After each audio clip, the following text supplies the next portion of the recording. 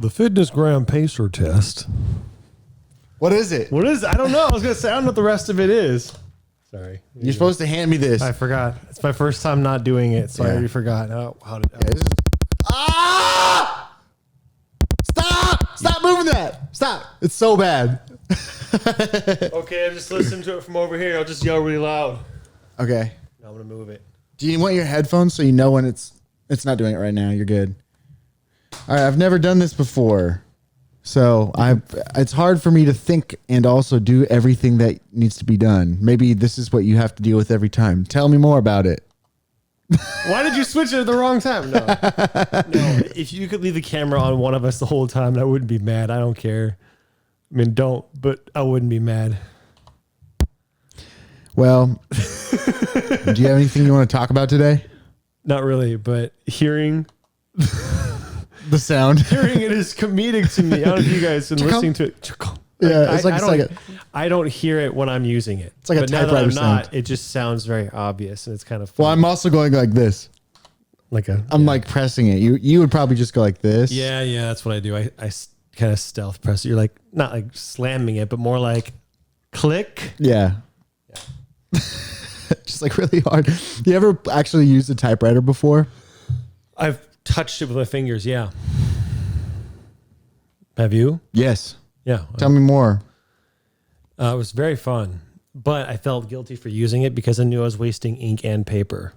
But my great grandma, who owned it and let me use it, tried to assure me that it was okay, even though I felt bad. She's like, "Go ahead and push the buttons." I'm like, "Yeah." Okay. And I don't remember what I wrote, but I probably wrote 6 or 7 characters. Not much at all, but I was like, oh, very fun. Yeah. And lately after that, whenever I'd watch a character in a movie use a typewriter, I'd get anxiety thinking about, what if you hit the wrong button? You have to get white paint and go back and erase it. But then, like, wow, it's a suck to type. And so, finger typing isn't the right way to type, but I would be finger typing if I was using a typewriter because I don't want to mess up. I'd be like, well, click. God damn it. Right. Well, what I was going to say is that a typewriter is like the only kind of thing where you're supposed to finger type. Yeah, I think so. Yeah, well, because like for instance, if you start two-handed freaking typing like this, then two of the hammers will go down at once and it'll wedge them together, and then they'll get stuck like that. I've used a typewriter a couple times, and my mistake is that I was typing too fast, and like the hammers, they go like this. It's so cool. It is very cool to watch, but then there's like at least 26 hammers, and so if you ever go too fast, they'll just go at the same time, and then they'll get wedged together, and you have to like pick them off and stuff. Yeah. So you're supposed to go, which is fun. Very satisfactory. Yeah. Okay, I got a question, then I got good news. Good. Question is, this is how much I had, maybe a little less. Yes. And then I had 2 of these. Okay. Is that a lot or is that not a lot? Of wine. I'm asking him this because yesterday was my first time having wine of my own. I've sipped yours, but I've never bought wine before. Do you like it? It's fine. I had it with my Ritz crackers, which I figured would go well with it, and it did. It's nice. Anyway, with Ritz crackers. Oh yes, fancy ass Ritz crackers. No, yeah. That's not a lot, right? Well, it all depends. Literally. It all depends. So what you'd had is basically 2 glasses of wine is what you had. Yeah. Because that's... Well, I didn't think it was a lot, but I was worried after I had it. I was like, dude, I could drink more, but I'm at the level of questioning it. So I'm going to stop. Yeah. I was like, 2 glasses got me this. It doesn't take much with wine. Wine's special. Wine is stronger than beer. I looked it up. It's like 15% or something. Like that's maybe twice as much as beer. Okay. But I don't know what the proof is. The percentage of volume was 15%. That's proof. Okay. I thought that's what it was, but I wasn't sure. Just in case I was wrong, I wanted to make the distinction. The good news is you still left your glass there from like a month ago. Hand it over. Oh, yeah? Yeah. This is going to be sanitary. I'm handing it to you. It's just shit's years old. No, I can't. You have to hold it because I'm busy. Okay. I'll show me while you're pouring it. And I just completely missed. I wanted to give you a good sip. Oh, thanks. Or a gulp or something. This is definitely not going to have what are some of the sitting water germs and bacteriums? AIDS. Cheers to that, my friend. I drank before I did that. I'm sorry. I can imagine that in a movie for no reason. They just gulps it down. Cheers. Click. Yeah. Sorry for the adult content today. You kids don't want to watch people get drunk. Yeah, guys, it's much better to just take communion because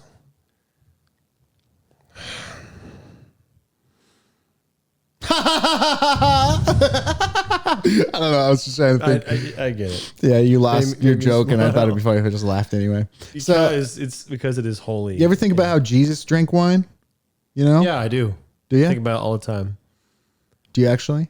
Yeah, I was like, man, God made so much of that stuff. It must be good. That's what I thought. In fact, I think he was so much a fan of it that he turned water into it. Even he prefers He made wine a of bunch, water. or he turned a bunch of that. That's specifically what I was thinking about. That's Yeah. how he turned it into wine. And then God chugged. Like, no, it doesn't say that. But Chug God. as far as I know, the only time I think it ever says that he drank wine is when he drank and ate with the disciples, but not like as a result of a miracle. Well, since I made so much, I may as well help drink it. It wasn't like that I know of. Who knows what actually happened? I like to imagine that Jesus was actually like a big partier, but like he wasn't like not in the partier way that people not a are now. partier, but like a Right, not like a bad person loving partier, person type but of like partier. he's like, yeah, let's party, and then he didn't like sin at all, you know. He didn't like sin at all. You know? Yeah, I can imagine that. There is such a thing as a wholesome partier. Like imagine grandma with a sense of partying. It's adorable, but also funny and like charming. That's how Jesus, I think, would party. Not he only can do that, no wrong, but he has all the spirits. not only can I imagine it, but at every party that exists, there is one. There's like always one like really good person at like a crazy party. It's very funny. Be like Jesus. Basically, like I've been at parties where I was like, this place definitely is peddling drugs a couple times, very few times, and then like in those places, I'd find like one person in the corner is like, hey man, how are you doing? You want to buy some crack? Like kind of That's a callback to a joke of yours. I'm just citing my sources. hey buddy. It's a Will Ferrell joke. Oh, is it? Yeah. He's like, I want to be a crack dealer, but not like a mean one, like a nice crack dealer. Like, hey man, Hey kids. how's it going? How's your family? Want to buy some crack? It's something like that. I Yeah. can't remember, but Sorry, I basically, interrupted. Someone at the party who was like, hey man. yeah. And then I would be like, what are you drinking? They're like, oh, I don't drink. And be like, why are you here? Yeah, And why they're are you like, here? I don't know. It just seems like a cool place to This is, be. like, fun. And like in the corner, there's like girls like doing crazy stuff, and guys are like, putting things, places, and He's whatever. like, wow, this is neat. Yeah, I realized we have a listening audience, and I said putting things places, and I talk about girls in the corner. I specifically was talking about putting drugs in your nose or in your body. I wasn't saying like any sex stuff, although I'm not saying that. I'm going to be moving on. But anyway, Jesus at those parties would do like things like that. He'd be like, "Hey, no, I don't really drink, but go I don't for drink, it, man." but thank you.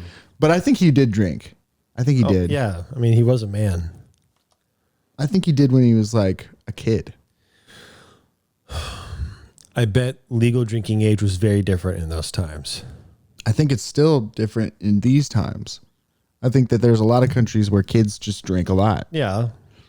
And I actually talked about this on the podcast. I talked about how caffeine has replaced alcohol as like the other drink.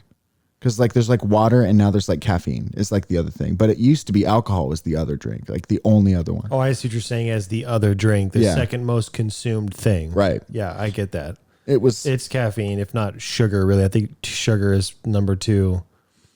Because sugar-free isn't sugar-free in my mind. Therefore, I think you'll see more caffeine-free drinks than sugar-free drinks. Even that, because sugar-free drinks are still sugar in my mind. So I think sugar is number 2. So sodas, even if they don't have caffeine, which they usually do. but think about how many coffee. Yeah, right. I mean, yeah, caffeine, maybe even predominantly over the sugar in most coffees, maybe, but typically sugar goes with caffeine, especially in coffee. I don't know, but I know what you mean as far as caffeine being the second drink. I think, what do I know? I think caffeine and or sugar well, they really aren't just as bad as alcohol, but they're bad, and I think they should be regulated or limited. But if they aren't, then I think alcohol should either be afforded the same freedoms or liberties as those two, or sugar and caffeine should be restricted in the way alcohol is. I think they're on the same plane, basically. But I don't think they're treated, I don't know, with respect, I think is the right word. Alcohol should be treated with respect, which maybe the word for that is discipline, which I think sugar and caffeine should have discipline. I might as well, because it's just a story. I had an energy drink today. That's why I'm in such a good mood. Oh, I bet. I haven't had an energy drink in almost 3 months. And I was like, I really want one. It's, I say every once in a while, do a, what do I call it? I have a name for it. It's not important what it's called. Do a happiness check. I say, check every once in a while, ask yourself, what do you want more than anything else right now? Because every once in a while, the thing that you might want is something you could just have and it's not a big deal. And I said, what I want most in the world right now is a NOS. Like, it's the weekend, it's midday. If I had it now, it wouldn't keep me up at night. No reason not to. So, and I thought about it. And I was like, okay. And so I went and got it. So I'm going to enjoy this. And I did. And I was like, anyway, moral of the story is sugar and caffeine, holy balls. Now I'm going to chase it down with some alcohol. Yeah. No, it's the weekend, I guess. I'm going to try this wine stuff. Yeah. Well, I'm glad you got to have an energy drink. Do you plan on having more of them? No. Well, I specifically said to myself 2 things. In the past, I said, I'll remember, I'm never going to swear off energy drinks. I don't want to think about it that way. I don't want to think about it as absolutes because then you'll miss it. Untenable. And I don't think I would enjoy that one way or the other. Like energy drinks all the time or never. And then 2, today, as I was staring at the NOS at the store and thinking, I went, everything in moderation, including moderation. That's exactly right. And I was like, it's asking me proud when I mentioned that to him. Your dad made that or says that, one or the other. And then you relayed that to me through him. But yeah, I was like, there is a reasonable amount of anything to have. And I think this is reasonable today. Yeah, for sure. So if I'm going to have one, this is the most assured I could be that now is an appropriate time. So for sure. I'm the same way with murdering people. Like if you, sorry, as long as you don't do it very often. This is a serious topic. Go ahead. No, I was being an asshole. That's funny. Yeah. I was thinking about the everything in moderation thing again lately. And there's something very weird about as soon as you swear off something, then you want it more than ever. Yeah. Yeah. I mean, I would like to, that has worked best. There's a psychology thing to it. I'll forget what I was going to say and say this instead. I know we talked about it in some way or another, but it's like a child and saying, don't push that button. Now I want to push that button.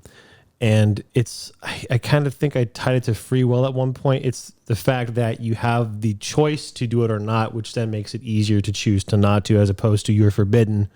Well, now I want it more. So the forbidden fruit. Yeah, problem.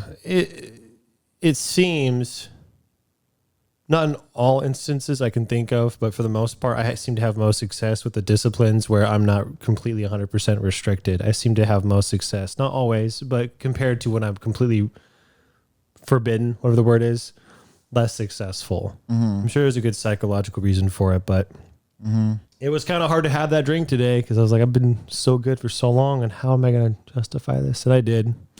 You don't regret it? Nope. That's good. Yeah. I wonder if that's even the case. Like the whole, you can have a little bit of all bad things sometimes. I wonder if that's true for almost everything. Like drugs? Right. Or like, I don't know. Like alcohol in excess or like, well, it just depends on your commitments, I guess. I don't know. I'm kind of like processing on like, let's use this as an example. And like basically substances, that's a general good rule for that. But then you get to the whole like acid thing. And it's like, well, I only do acid once every couple years, but it's like, yeah, but only one time will it take to kill you kind of thing. Or heroin. I feel like those ones, I don't know. That's just like pure cheating as far as an experience What do you mean by goes. cheating? So heroin is basically literally just pure like serotonin and dopamine. So it's like the feeling of an orgasm without having earned the orgasm. It's literally just shooting an orgasm into your body. And so then like your brain is unable to do orgasms anymore. That's just an example. It's like I know what you mean. It doesn't produce the serotonin or dopamine. Yeah, if anymore. you like with energy drinks, if you get high, drink your high, if you have to consume your high, you're not able then to produce your own highs. Not only Generally, that, I mean that's caffeine. well, and that's like how all addiction works, Yeah. is that your body is adapted to the new normal of chemical balance. And so then when you're withdrawing from it, it's your body not used to the adaptation that you're thrusting upon it. I was going to say any addiction that has to deal with endorphin, which kind of is all of them, which is kind of how addiction works.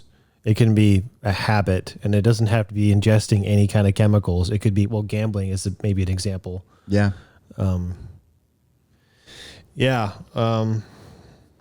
Had some thoughts, but they're not original or profound thoughts. So I'll just talk. Just thought experiment. It's interesting and silly. Let's say for you have before said that energy drinks were like a problem for you. I know I've said energy drinks are my sin. Yeah, you said it that way for sure, and you've probably said it other ways, but that's what I'm trying to say. But then, obviously, it seems totally reasonable for you to have one in like 3 months. Like you've been really good or whatever. So it feels like, yeah, he's earned that, at least from the outside looking in. I wonder if that's the case for like all things though. Like, I don't know. Like murder, he's gone a while without killing anybody. Right. He lived longer than I have, and let's certainly there are lines you cannot cross. But that seems to be few, if not rare. It does seem, without thinking too deeply into it, like you're going towards that there is a reasonable amount for most things. Yeah. What is that amount? And what are the things? So the things that where I'm crossing the line is as long as you don't bother anybody else. Yeah, that's a safe metric. But like that's a starting point, right? The first line you cannot cross, I'm not sure where it is. Hurting other people, hurting yourself. Between the two, hurting other people is a bigger no-no than hurting yourself. Typically, if there's a lesser of two evils, we can generally agree. Yeah. So extrapolating further than that, even, let's say, like how proximal of a decision does it have to be to hurt somebody? I could hurt someone passively without knowing it. Right. That's I know. Yeah. It gets complicated if you actually extrapolate and you think about it on a grand scale. Like maybe whatever a person's sin is doesn't seem to affect anybody, but the lack of like a person participating in it prevents them from doing the good they would have done otherwise. And I know I'm getting really existential, but into the weeds. I also am trying to justify my sins. I'm like, in my mind, I'm like, if I could just, do him, that'd be cool. It's, I don't know. Because we don't have the answers. We don't have the moral authority. It really comes down to, I think it comes down to preferences between us two as individuals. That's as muddy as we can get. I think, for example, we can talk about drugs and is that okay? And if they are, what drugs and how often? Who are we to tell others how to live their lives? But between us, for example, imagine no other people really exist or we have no influence on them. Then we can have a discussion. Hey, you want to try cocaine? You want to know what my thoughts are on about it? Okay, we have a conversation, but I don't think you would ever say, we just decided between us, we both think it'd be okay to do cocaine once in your life. Everybody else, that's probably what's best. No, that's not what it's about. It's just between us. Yeah. Because there's so much moral stuff that kind of comes into it. For me, I mean, maybe not. Maybe we can try to remove morals completely and just that's not very useful though. I don't think so. I think we live in a world with morals. Most people think that, but not everybody does. But so between you and me, we can talk about drugs or addictions or bringing it back to things that you think are okay in moderation. There's some school of thoughts. I have a lot of friends who are completely sober, few that are completely sober, some that are never had any drugs but enjoy alcohol, and then I have some that I've had all levels of friendships who've done everything, and I myself have participated in a lot of things. So like from a perspective of someone who's done some drugs, like I've obviously had alcohol, I've done marijuana, and recently I tried coke. And like having tried those things, I feel comfortable saying like, I don't get why those drugs are regulated. Now, my body works differently than other people's. Like for me, especially coke, that just felt like coffee to me. I was like, oh yeah, I'm really awake, but that's because they that's gave you it. Splenda. Yeah, it was flour. No, I don't know, but that's such a, it's so different. It works so different for everybody. Well, that makes sense though. If it wasn't so remarkable, it seems like you think it should be not illegal for other people, and I get that. Mine perspective is a little different in that I've never tried anything other than alcohol, nothing else, and yet that isn't something I would try to impose on anyone else. Specifically, my thought on it is, I don't think I would be much of a lesser person for having tried any of those, but I have no interest personally. And that's it. I just don't. And that's part of it. The other part is I understand ignorance can be a tool if you can use it. Some people are too curious. I shouldn't say too curious. Some people are more curious than others. I'm not very curious. Yeah. So it wouldn't be very rewarding. Whatever. I have no interest in trying them. I don't want a chance of getting addicted. I'm happy right now. You know, that works for me, but I wouldn't put that on somebody else and say, all you have to do is never try it and you'll never. No. If you want to try it, whatever. Yeah. Tell you how to live. Now, what I was getting to about my friends and all the different ways that I have all the kinds of different friends I have, a general school of thought, even with the ones who use drugs really frequently, is like, there are definitely drugs that should not be legal, which interested me. I was like, oh, that's interesting. And then when I'd ask them what kinds of drugs they wouldn't like, heroin is like, no, there should not be heroin. There shouldn't be acid.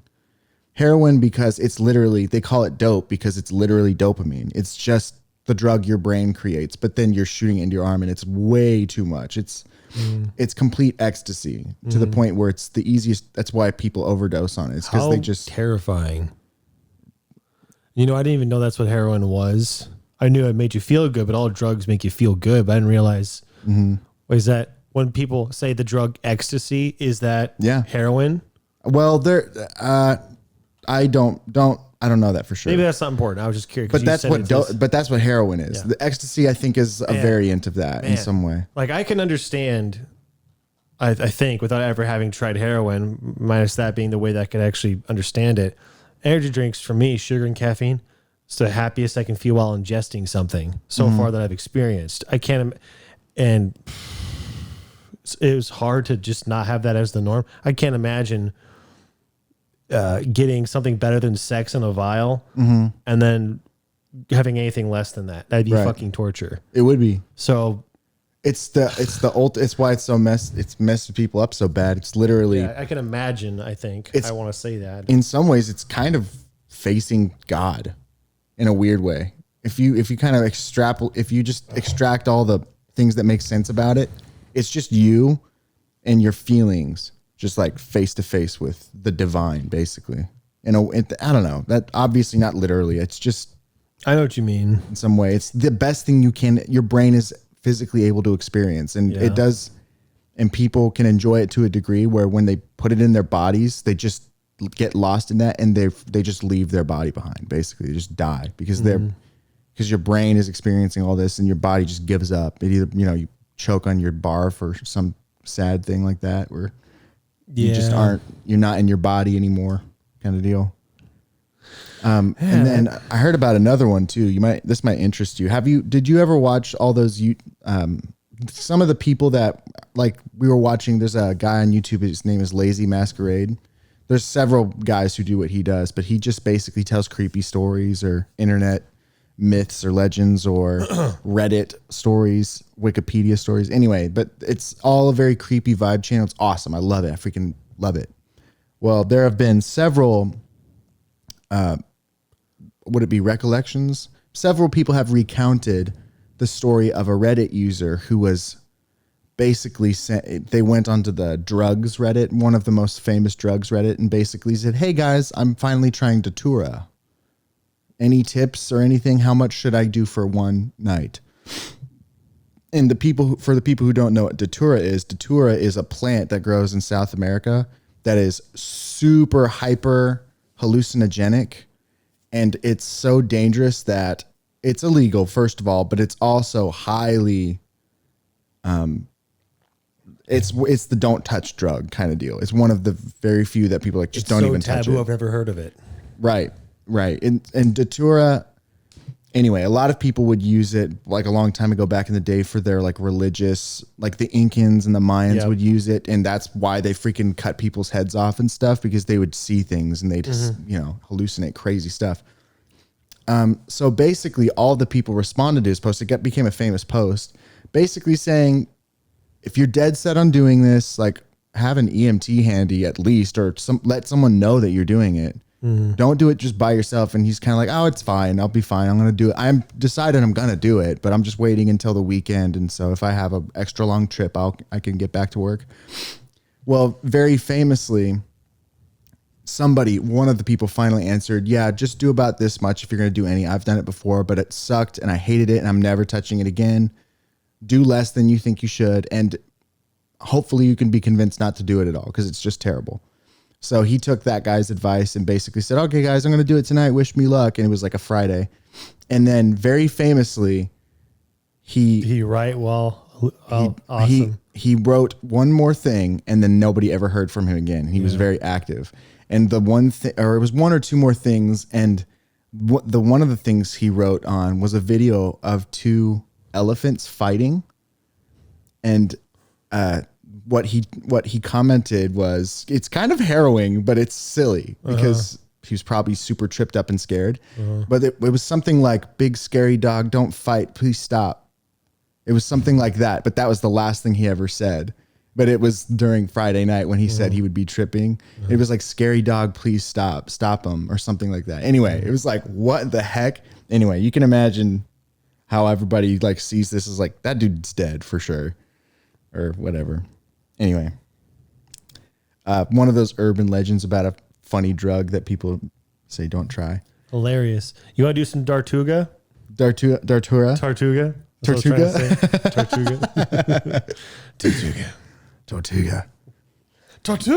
Datura is how you say it. Datura. Google it and buy some off the dark web.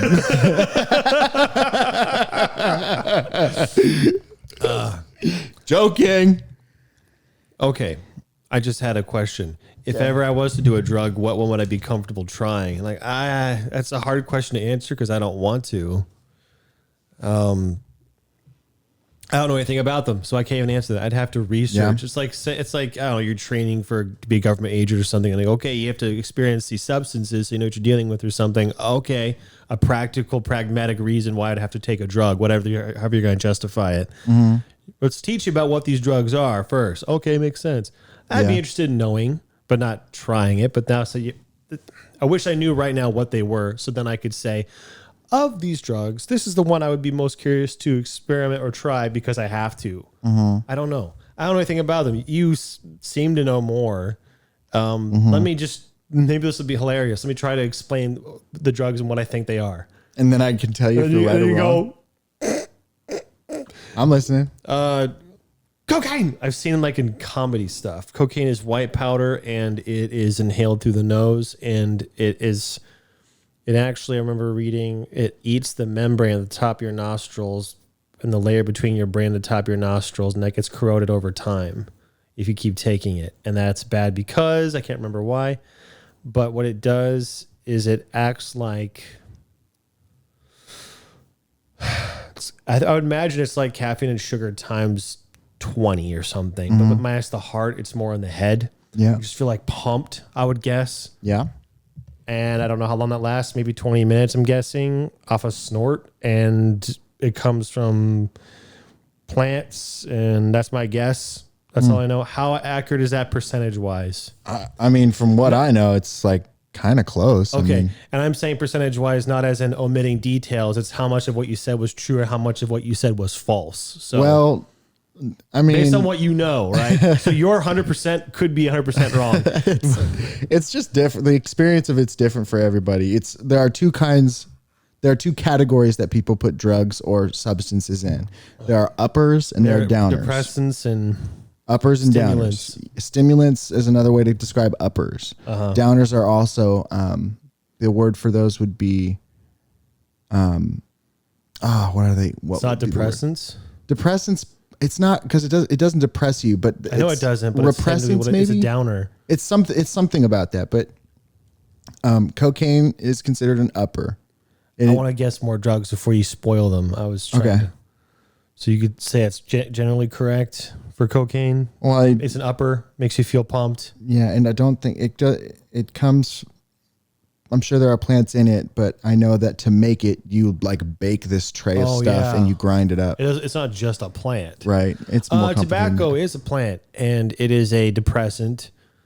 I think technically, it's not. I think technically, you would know something about tobacco. Yeah, I've had it. Tobacco is. I have no idea what it tastes like or what feeling it gives you. Yeah, I have no idea about it at all. I assume it's like a cigarette is the closest thing I can think of. It's a cigarette. I haven't smoked either. Nicotine is a depressant. It helps you feel relaxed. So I would guess tobacco is like that, but I have no idea. Well, what is smoking in tobacco? Oh, nicotine. Is that what it's called? It is nicotine. Nicotine in a cigarette? Nicotine comes from tobacco. Okay, so are they different at all? They got to be different. Yes. Chewing tobacco is different than a cigarette, but maybe there's a tobacco cigar. So cigarettes, you extract the nicotine from tobacco to create cigarettes. Now, cigars is when you smoke pure, like dried tobacco. Yeah. That's more or less all the same. Right. It's just how it's prepared. But it's super different. Like if cigars are like a cheeseburger, then cigarettes are like a McDonald's cheeseburger. It's like not really a cheeseburger. It's not really tobacco. Yeah, it's processed. Right. Processed tobacco. There's a bunch of extract stuff in it. Yeah. And here's what my experience with nicotine is weird because to me, it's not really if anything, it's an exciter. It's an accelerant. But it doesn't really change much. All it does is it gives you what they call a head high, which kind of makes it feel like it kind of makes you feel like someone's got their hand in your head and is just kind of lifting it up from the inside. It's very weird. It just sort of kind of tickles in your head. Do you think that definition would apply to most people, or is that specific? Okay. Yes. People call it a head high when you use nicotine and like if you smoke. Now, I'm sure for people who smoke all the time, I never have smoked all the time. I've smoked like kind of frequently before, but I never got to this point. If you smoke all the time, then you're used to that head high feeling. And so then you probably feel low. Yeah. If you don't have it for a long time. For example, I can kind of guess or understand if you smoked all the time, that feels pretty okay as opposed to great because that's your normal. If you don't smoke, you feel pretty down. Right. That's how it was with energy drinks. It's like drinking is normal. And if I don't have it for a while, I feel awful. Yeah. And now I feel okay, but I never feel great as I do when I had a drink today. I'm just having a great freaking day. Better than I've had in a while. Kind of sad, but it's how it works. My body has got to be in some way or another still very much affected by it. Makes sense. Okay, nicotine, whatever it's called, cocaine, and then acid. You're picking these in a weird order, man. Is there an order? Yeah, for sure. So like alcohol and nicotine, legal but regulated drugs, basically. Cocaine, marijuana, technically illegal, but widely accepted. Marijuana is legal in some places. I know, but it's illegal. Am I supposed to pick them in order of legality? Well, I'm just picking whatever comes to my head. Accessibility is the proper order, I would say. Oh, is there a proper order? Okay, you give me a drug name and then I'll try to tell you what it is. Describe marijuana. It's a leaf, like... This is how I thought you'd react, is laugh. All I said was the leaf. It's a leaf. It's a leaf, and it's like smoking a cigarette, but it's not nicotine. It's like a super relaxant, I think. It's probably like wine or something that makes you feel kind of calm and relaxed, but maybe there's more to it. Maybe it makes you hallucinate. I don't know. Marijuana. You smoke it. You can, yeah. You can? You can do a lot of things with marijuana. What about You can eat it too. What about right, like brownies? Or like candies, yeah. And what about Those are called edibles. What's a bong? That's another way to have marijuana. Is that what that is? Yep. And that's inhaling like vapors? Yep. It's vapors, exactly. So it's just different ways of taking marijuana. And they each have different effects. They do have different effects? They absolutely do. Yep. For me... is pot the same thing as marijuana generally? Okay, so I know pot brownies, or I shouldn't say I know this. In a movie I like, the characters take pot brownies and they get instantly hyped, although they took pot brownies with some other drink. I don't know what in combination, but they made them super pumped. But I never knew marijuana to act that way. Anyway, generally, or between the types of ways you can take it in, what does marijuana do? I'll just describe you my experiences, which are limited. Smoking marijuana is the coolest way, just like regular. Even if smoking is bad for you, I get it. Don't do it. Google it on the dark web. Download it. Download marijuana. I'm not, what's the word? I'm not saying go do these things. Advocating. I'm not advocating for any of this. I'm explaining my experiences and what I like and what I don't like. I like smoking marijuana and accepting the risks, but I don't do any of this all the time. I think it's fun like once every month or every couple months to like be at a friend's house and just smoke a little bit. It makes you feel fuzzy and relaxed, and it makes your eyes kind of squinty. Why does it make your eyes squinty? Because it's like your eyelids are heavy. Maybe there's this weird. It's just fuzzy. It feels like you're kind of constantly getting tickled, but it's not to where you feel uncomfortable. It's like it feels like that's what I imagine it made you feel like. They kind of relax, like warm blanket. Yeah. Melty. It makes you feel snacky, like man, I want to eat something. You know, kind of like I feel so comfy. If I just had food, I'd be happy. You know, it's like that kind of thing. It's very, very relaxing. It's way more relaxing than like drinking. Even drinking is relaxing, but it's only relaxing because it's disorienting. I should have asked what the side effects or withdrawal is like on those drugs. I wouldn't know. Okay. Well, do you know what the downside of marijuana is? Is it smoking it can damage your lungs, like smoking anything would damage your lungs. That's bad. Other than that, I mean, obviously you can get arrested if you do it in certain states. I mean, like health wise, what are the detriments? Why should I'm sure there are some. I don't know. To me, there is not really any with that one because it's not addictive. Marijuana is, even though people have said it is, it's completely not addictive. You can become dependent on anything, but it's not addictive it doesn't have addictive properties for what it is. It's like the same way that if you eat pizza every day, you're going to be addicted to pizza, but that's only because you've become dependent on pizza. Your body has. So you can become dependent on marijuana, but it's not addictive. It's not going to immediately damage you on one helping like cocaine will, because cocaine, as I seem to recall, literally erodes the membrane between the roof of your mouth or the roof of your nostrils and your brain, which I mean, like snorting damage, which is different than snorting anything would damage the roof of your mouth and stuff. It's the fact that you're like putting stuff you're putting foreign bodies in your nose, which is a sensitive area. So, but I believe that chemically it also damages you as well. There's another thing people do with cocaine, just so you know, is like after the snort, they'll like put it in their lips and stuff. So it's not like, but it tastes terrible. It tastes super bad. That's why they snort it. So it gets into their digestive system without touching any of their taste sensitive palate. So that's that. Oh, I was going to describe the different kinds of marijuana because they all are very different. Bongs, when you do vapor marijuana, suck. I hate them.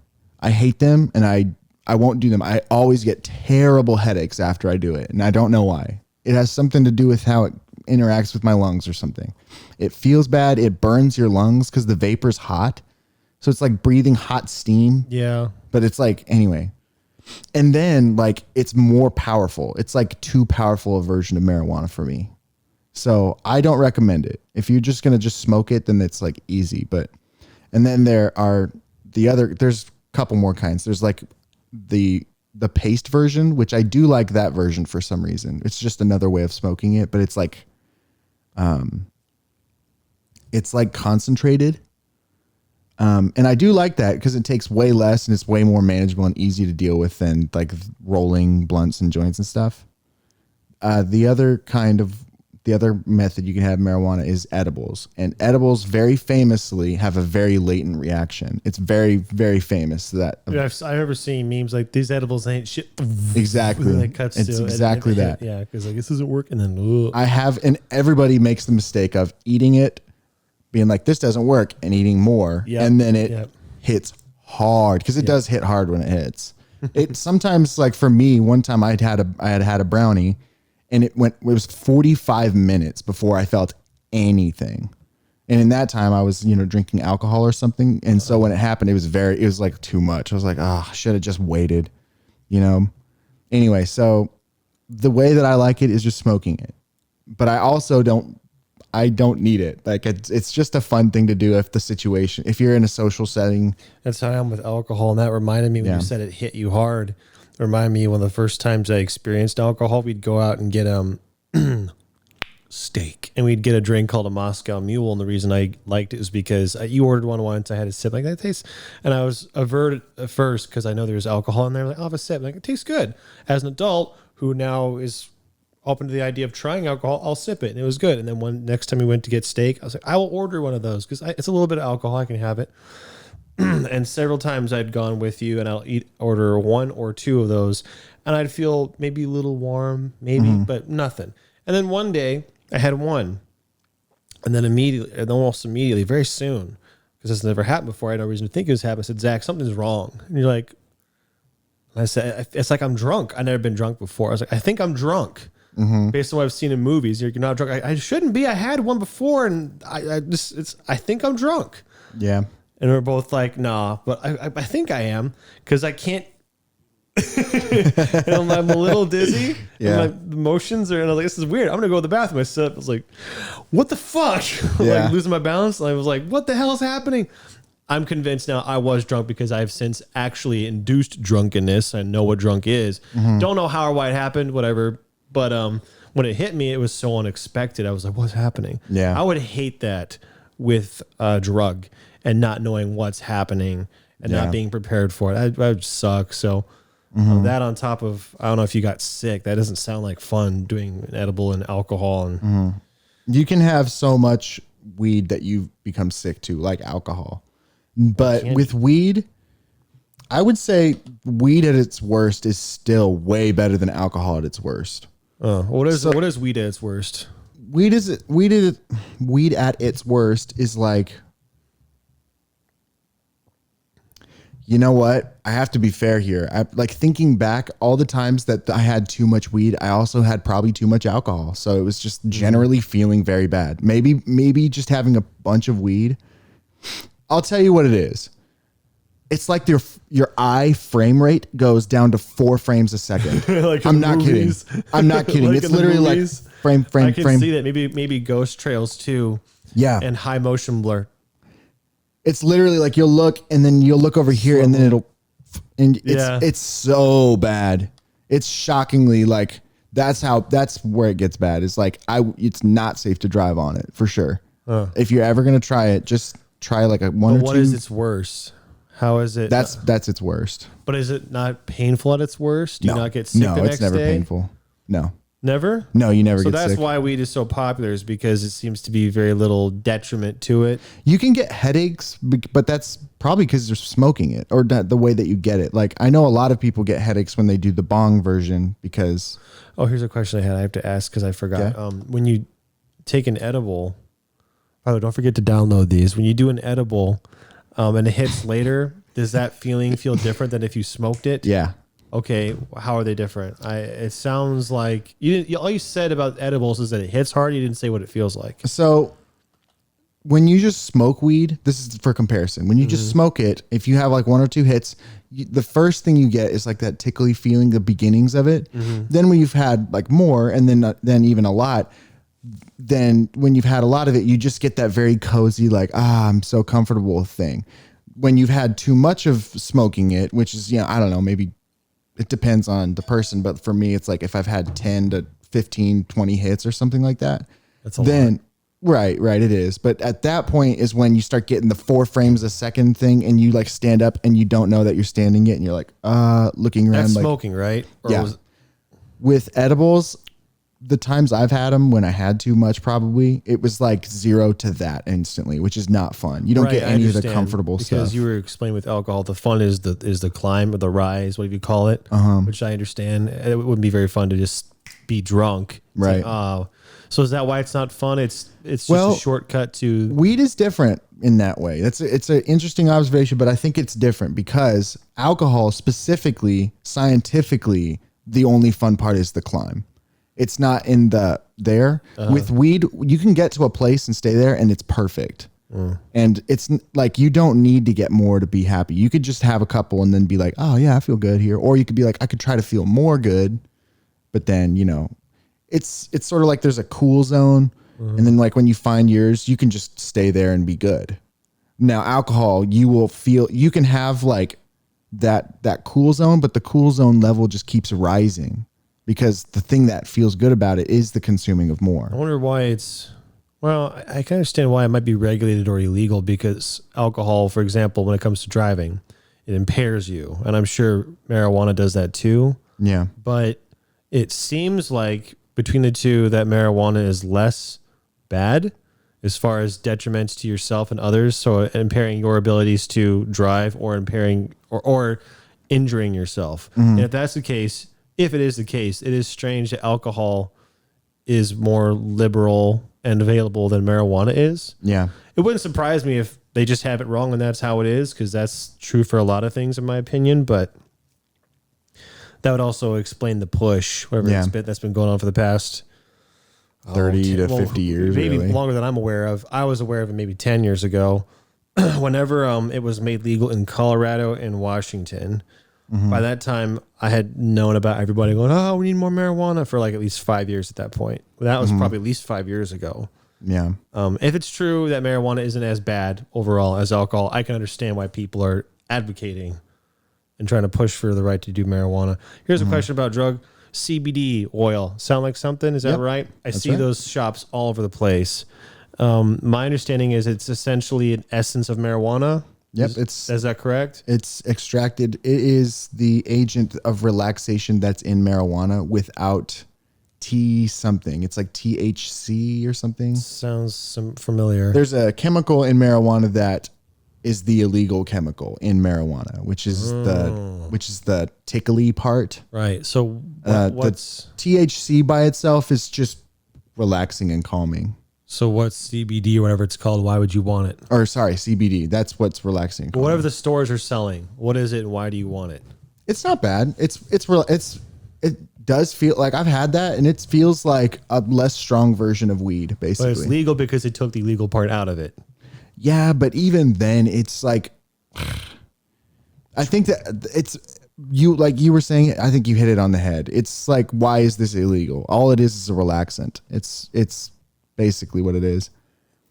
The things that are bad about it, I'm sure there are plenty of bad things. I think it can be bad for your liver. I think that's one thing. Your organs, your lungs, if you're smoking it, or if you're doing bongs, it could also, be bad for your lungs because you're vapors and stuff. So I'm not saying that there's nothing bad about it, but certainly compared to alcohol, you can get like freaking heart disease and your liver goes failure to crap and your poor bowels sometimes. Or anyway, and withdrawal, or like immediate hangovers, right? And if they want to and headaches, right? If you want to feign like you're doing some good for the people of your country by not allowing this dangerous self-destructive substance of marijuana to get in your body, there's no reason that alcohol should be legal. Anyway, let's jump up the list of severity. What's next? Since I don't know. Well, probably cocaine, but we talked about that. So what's next? Just heroin and acid that I know of. You're getting, there's a bunch more, but ecstasy's up there. Hash is up there. I've had hash before, technically. I don't even know what those are. Hash is like weed, but like really powerful, And mushrooms. Mushrooms are another one. Mushrooms. I don't know. I'm not an expert on any of those. I've never had. What is acid and what is heroin? Acid is like from what I know about acid is just kitchen chemicals. It's like throwing things in your body that don't belong there. And it's a hallucinogenic, and There's bath salts, which those are super hallucinogenic. That makes you And go. the whole point is to insane. trip, which is to experience something, and it's not about good or bad. It's just to feel something crazy, which can be enjoyable in and of itself, whether it's a good or bad experience. That's all it is. It's just a hallucinogenic. It's an escape sometimes too. But it's not like it makes you feel good or bad. It just makes your brain crazy, and so you can. Certainly, heroin does make you feel very good. Yeah, you explain that, but acid is. Let's have a crazy dream that feels real. That's all that's a crude explanation of what acid is, I think. Yeah, basically, it's okay. So the heroin ayahuasca is liquid orgasm. Basically, orgasm isn't a good word. I mean, it's not it's wrong. Dopamine. It's just it's dope. Ecstasy, bliss, whatever bliss. I'm not an expert on this stuff. Just fair warning. Between you and me, just like chatting. I won't get mad if I talk to a heroin user tomorrow and he's like, no, that's not what it is. Well, I'm pretty sure I'm right about that one. But. You know what I mean? I won't get mad if I'm being misinformed. I think it's funny. Or it would be funny if I was very wrong because I don't really care anyway. I can speak from my own personal experiences only. In mine arc, I've done cocaine a couple times and I've done marijuana kind of a lot. And then I've done alcohol a lot. So, and with that, what I've determined is I like all of them sometimes. It's a bit like for example, if I had a dealer who was like a good person and I could trust and everything, he's I'd like, probably, hey kids, you want to buy some crack? Right? Like a casual, cool guy. A good drug dealer. Like if there was a guy I trusted who I knew that he wouldn't harm me and things like that, I'd probably buy some just to want to support local business. I'm a big fan of entrepreneurial shit. Community.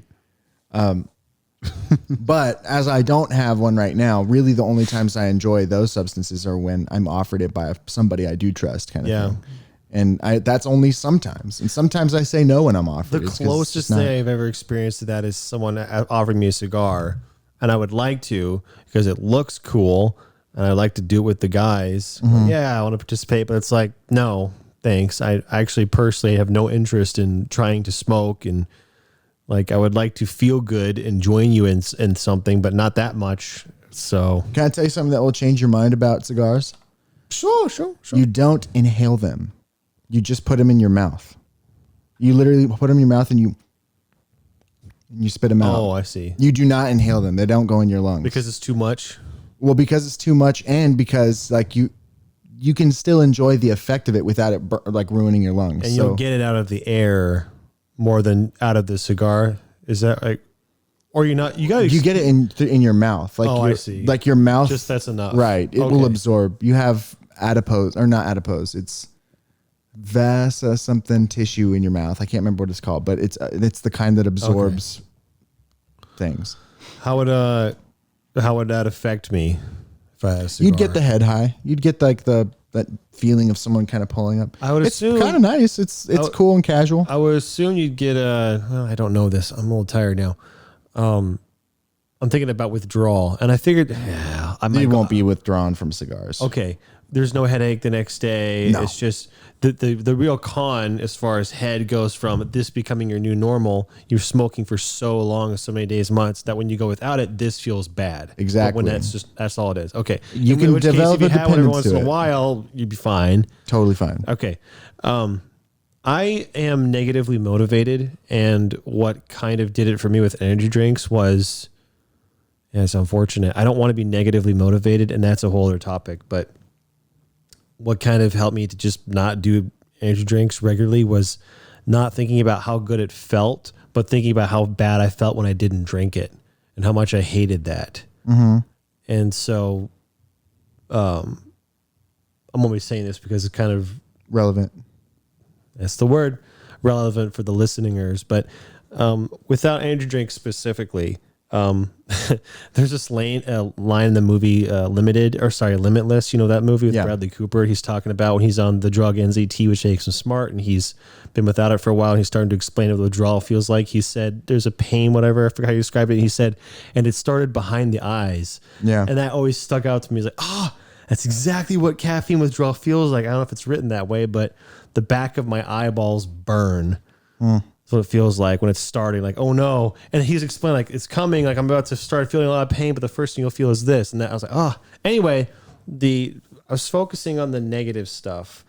I was trying to think about how I wasn't even trying to, but all I could think about was how, man, if I don't get this stuff, I'm going to have headache all day long. I'll be immobilized. I'll be like, I just can't move because my head hurts so bad. My eyes burn. It's like, I hate this. Yeah. I hate this. And I don't want to feel like that. And the only way to not feel like that is either just drink, which feels good, and then you get like heart flutters with a lot of caffeine. And I was just, dude, just so you know, for context, I've been drinking regularly since I was 16. So over 10 years now. Energy drinks. Yeah. Energy drinks. I hadn't had alcohol for my first time until like 18 months ago. Anyway, I started to hate that too. The heart flutters. Yeah, it's scary. I started to hate it. Palpitations is what I call them, because I could be with withdrawal, trying to not drink. And every once in a while I feel like a rhythmic flutter where it stops and goes. Like, that does not feel good, man. Yeah. I don't want that anymore. So anyway, even though I've always experienced that over the years, it never really bothered me until recently, the negative side effects of it. And for whatever reason, don't know why that came about forefront in my mind, but it did. And that just kind of made me go, yeah, I'm just going to stop. And I did, but I did it with, I'm just going to stop and I'm not going to drink it unless I really want it and I'm prepared for a potential side effect, which I don't think I'll get it this time because it's been so long. And if I do, I'm prepared because I have time before I have to go work or something, whatever. So Sure. Anyway, it's weird because I haven't thought about drinking in 3 months. That's awesome. It just hadn't occurred to me, and then it did. You broke your dependence. Maybe I have. As of this moment, I have, but I don't want to think about it that way. Because the moment I say The moment I'm not you beat it, addicted, yeah. I will jinx it, and I'll just start drinking. And Certainly. I mean, I know that better than anybody. I can actually say that when it comes to energy drinks, and I have to be careful when I say I can imagine what it's like with heroin. I can guess, but with energy drinks, I know. So Yeah. anyway, Certainly true that, like, pretty damn well off of caffeine, and I'm way less sugar, so that's something. But that's awesome. now I'm just drinking a lot of alcohol. Yeah. Not really. Really, the only if I know I'm not in a position to give advice, but if I had any advice for anybody based on my limited experience with these things, really the most important thing with it is being safe. First of all, like, if you're going to have any substances, like, be where you're safe, where you don't have to drive or affect anybody else. But other than that, it's also a lot of self-evaluating and being honest with yourself. Like, because, for example, alcohol, there have been times where I've had too much alcohol for like many days in a row. And I can tell, oh, I'm building an addiction is what it felt like. Now, I never actually, I can confidently say I've never been addicted, because when I realized that was happening, I stopped instantly, didn't even have the temptation to do it. So if you're being honest with yourself and saying, this is too much because now I'm building that dependency, that's when you cut it off, and then do it for as long as you can, really. It's like, I at that particular time, I didn't drink for like 5 months. And like that kind of carried on to now. I did today. I had 2 today. And then I had 2 beers for lunch today. Oh, okay. Yeah. My friend Jordan invited me nice. out. It was fun. I like how this turned into a PSA. I'd like to be able to encourage people to not give into peer pressure when it comes to drugs or alcohol, but I don't know how to do that. Not to sound all high and mighty, high as a pun, because I've never really had peer pressure, especially when it comes to drugs and alcohol. Yeah. But I guess it's hard for me to relate. But I guess if I had to say something about if friends are drinking, they say be cool if you drank, and how would I dissuade somebody from drinking? I'll just tell you what my mindset is. This will appeal to some of you. You have nothing to prove to anyone.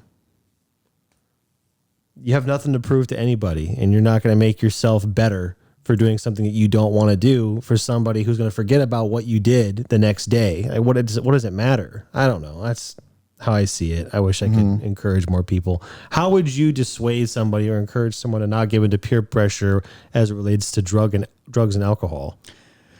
Well, what I would say is evaluate the situation. this is what's important. Sometimes I'm not saying it's inappropriate to ever drink with your friends, but I mean, like, if you don't want to and they're pressuring you to do it, literally. Well, yeah. That situation. But like, for example, I have fallen into peer pressure before because I had ulterior motives. Sometimes peer pressure is a tool. Now, that said, obviously, I'm a very confident guy. And if I don't want to do something truly, I just won't do it and screw you. And like, I would tell you off. But there are situations where like the dynamic of like relationships can change based on somebody wanting you to do something and then you having the control to give that to them or whatever. Anyway, I'm all tapped into that, the dynamics of relationships and stuff. And so it interests me to sometimes give into peer pressure for the benefit of a situation. Well, my angle on that is that's not a relationship I want. Sure. But whatever. I can't tell you what relationships to have, you know. For example, let's say, okay, I'm going to give specific examples in a silly way because they're true and silly. When I was in college, there would be times when there was a girl I really wanted to make out with. You know, I wanted to touch her butt or boobs, right? Or both. Sometimes, you know, if I was lucky. And in college, sometimes that girl would be like, hey. She'd be like, nuh-uh. Put her stiff arm out and go, have you drunk alcohol and done drugs yet? She'd be like, hey, drink, chug, chug, chug. Yeah. And I hate chugging. But I think I'd increase my chances of touching the butt if I could. And boobs. Right. Yeah. So I would do that. Now what I've learned, this is the really important thing. If it doesn't behoove you, like if you think that that's your best strategy, you can just get rid of that because I was able to make out with that person without having to do what she said.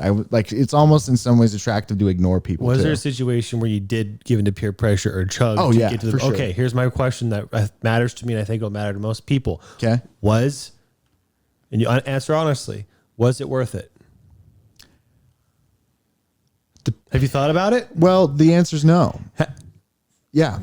I have thought about it and the answer is no. Yeah. Good. I'm glad you thought about it because that'd be a little alarming to me. I think a lot of people go through motions without thinking about what they're doing. That would be probably another way of saying what you said as far as if you're going to give into peer pressure, evaluate the situation. Yeah. One of those evaluations is it worth it? Right. So, but is giving money to an e-thought worth it when you can Google that stuff for free?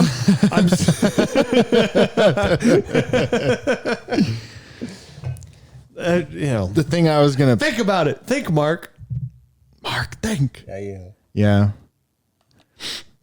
I think that really, this is kind of why I don't get into the don't succumb to peer pressure, kids, because succumbing to peer pressure. I don't want to turn into a peer pressure thing. Sorry, but right. Go ahead. This is just, I'm curious what you think about this as another topic. I don't tell people not to give into peer pressure because a lot of something that's about growing up is figuring out what mistakes are. Or I don't know. That sounds dumb. I said that in a dumb way. No, you have a good point. It's like part of growing up and becoming your own individual is allowing yourself to like fall into lower rungs in the social hierarchy and then growing. Go ahead. Okay. You said you don't tell people to not give into peer pressure. I mean, I do, but it's. And I say I don't tell people what to do. And yet if I'm going to try to dissuade you from giving into peer pressure, that ironically is me in a way telling you what to do. So your argument is, or what you're saying is, I shall allow people to give into peer pressure.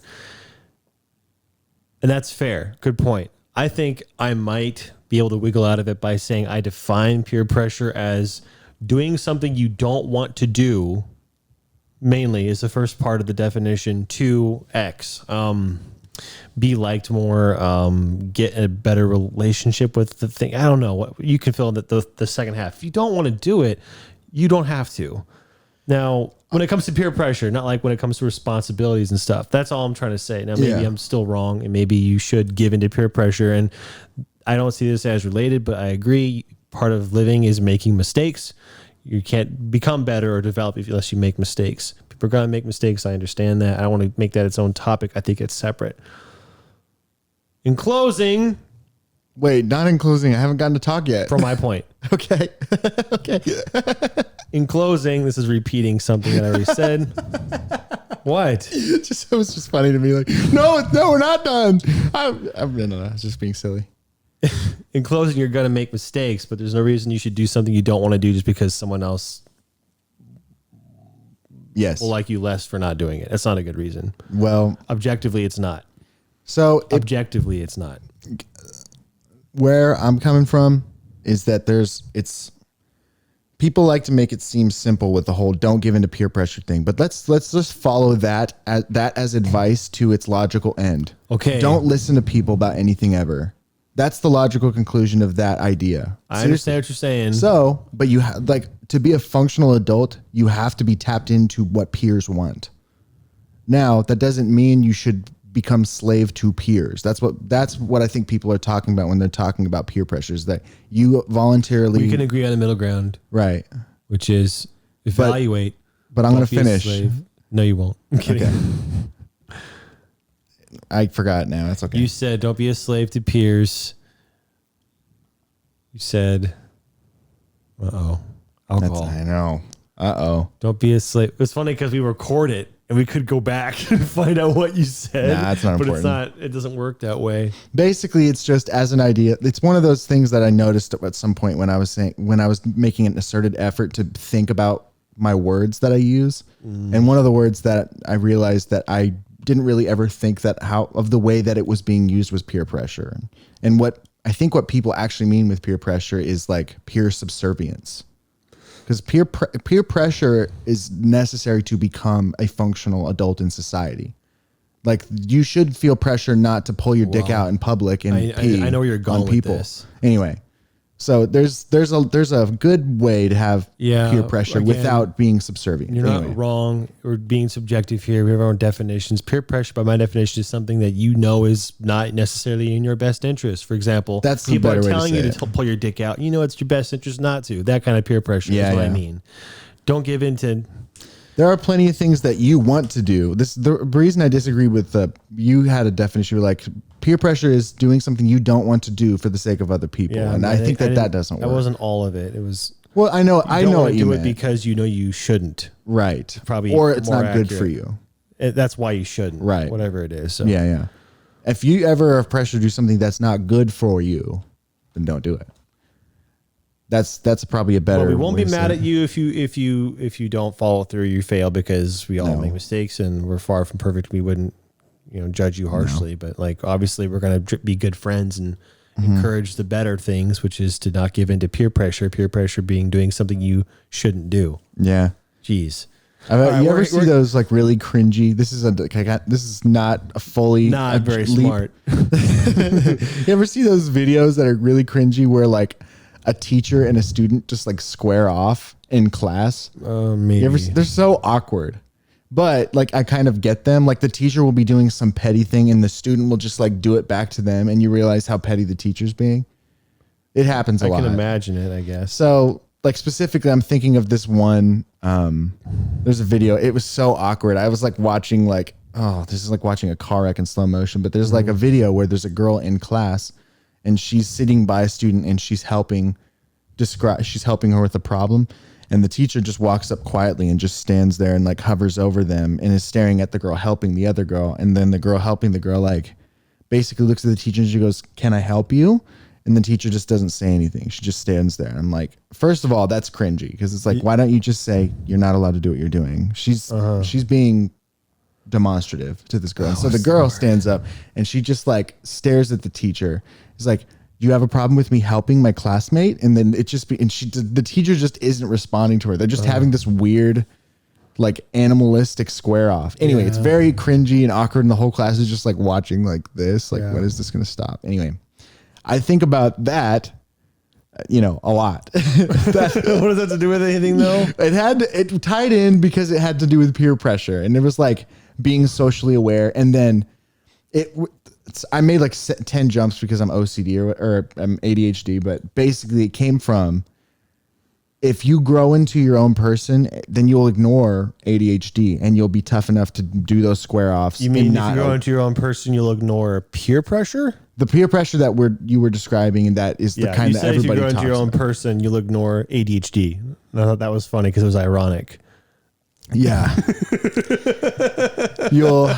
Sorry, I had it asked because I was pretty sure, but I wasn't sure enough to know that's what you meant. Basically, The way out of peer pressure is developing yourself as an individual. Yeah. And then you're confident in rejecting peers. But you have to make sure that you're doing it the right way. Anyway, sometimes you shouldn't reject your peers. Sometimes the peers are right.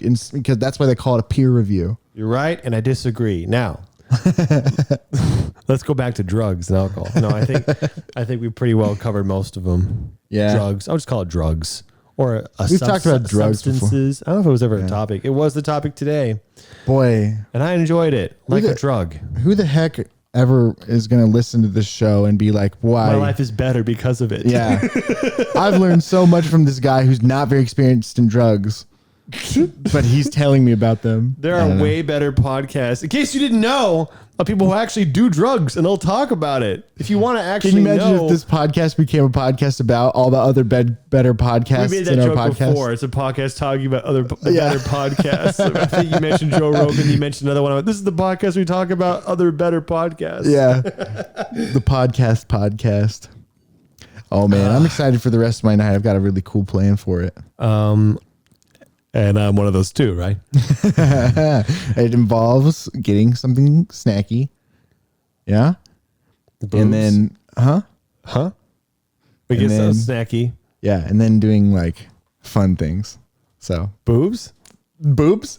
That's what I said the first time. No, I don't think so. A Titan. We're going to watch Attack on Titan. I don't think we can. It's not out. I think it will be. Isn't it Sunday? I know, but they didn't publish one today. Yet. Maybe it's up now. I don't know. If not, then I'll be a little sad, but that's okay. I'm ready to do nothing now. All right. Bye. Be good. And that's peer pressure, by the way. If you don't be good, Zach and I won't like you as much. Yeah. I know I have to get up and press the button, but It's I'm too like, hard. I can get up and press the button. No, How you about don't have to. It's my job. No, but you have my switcheroo tonight, so it's only fair if I push the button. And then you can give me the SIM card and hold out say my it has hand to- photo. Yeah. Yeah, I'm excited. But then you have to give it back to me because I still need it. And then you can hold yours out again. All right, bye guys. Bye. Thanks for listening to the listening show again.